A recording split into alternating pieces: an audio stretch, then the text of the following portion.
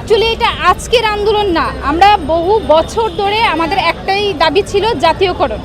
এই আন্দোলনকে সামনে রেখেই আমরা প্রেস ক্লাবে হাজির হচ্ছি, কিন্তু রাষ্ট্রপক্ষ আমলও নিচ্ছে না।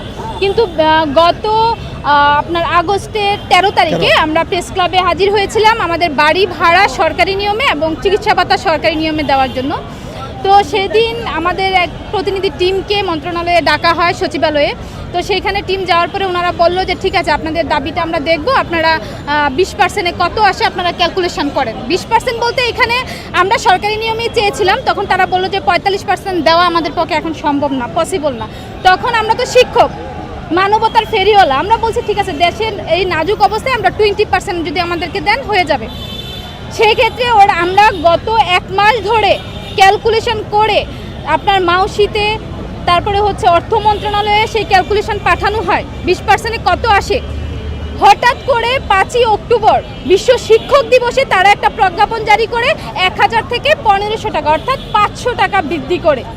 কি বলেন, শিক্ষকদের সাথে কি ধরনের প্রহসন রাষ্ট্রের। আপনারা দেখতেছেন সকাল থেকে আমরা 2টা পর্যন্ত ভালো অবস্থানে প্রেস ক্লাবে ছিলাম, শান্তিপূর্ণ অবস্থান নিয়েছি। ধন্যবাদ জানাতে চাই আপনাদের মিডিয়া ভাইদের, আপনারা সারাক্ষণ আমাদেরকে ফোকাস করেছেন।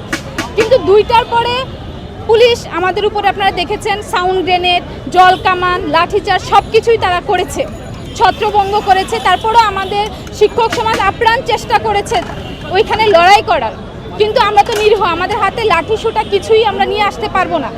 এটা করা আমাদের পক্ষে, শিক্ষকদের পক্ষে সম্ভব না। রাষ্ট্র সেটা হয়তো বুঝে গেছে, এরা নিরীহ, এরা তো মানবতার ফেরিওয়ালা, ঠিক আছে, এরা সম্মান নিয়ে বাঁচে। কিন্তু আমরা আজকে সম্মান নিয়ে বাঁচার চেয়ে সংগ্রাম করে বেঁচে চলছি। এই সংগ্রাম করে বাঁচা শিক্ষকদের জন্য যতটা না ক্ষতিকর, রাষ্ট্রের জন্য ততটাই ক্ষতিকর। আজকে আমি চলে আসছি, আমার স্কুলে 5টা ক্লাস, আমার সকাল থেকে 5টা ক্লাস, আমার সেই স্টুডেন্টরা ক্ষতিগ্রস্ত হইল না? শিক্ষার মান ক্ষতিগ্রস্ত হবে না?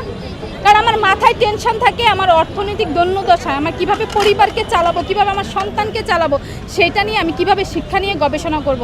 রাষ্ট্র হয়তো মনে করতেছে আমাদেরকে দাবিয়ে রাখবে, আমাদেরকে কোনো রকমে চালিয়ে নেবে। রাষ্ট্রকে আমি বলতে চাই, আপনারা আমাদেরকে দাবিয়ে রাখতেছেন না, আপনারা দেশকে দাবিয়ে রাখতেছেন। আজকে আমাদের পুলিশ ভাইদেরকেও কি বলবো, তাদের উপরে দায়িত্ব আসে জায়গাটা ক্লিয়ার করা, সেটাও আমরা বুঝি। কিন্তু কথা হচ্ছে রাষ্ট্র কেন আমাদের দাবিগুলো আমলে নিচ্ছে না?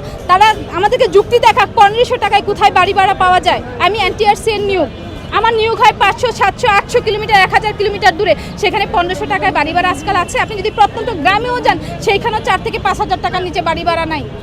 সেই ক্ষেত্রে চিকিৎসা ভাতা দেয় 500 টাকা, আর একটা ডাক্তারের ভিজিটও এখন 1000 টাকার উপরে। কি প্রহসন চলছে শিক্ষকদের সাথে।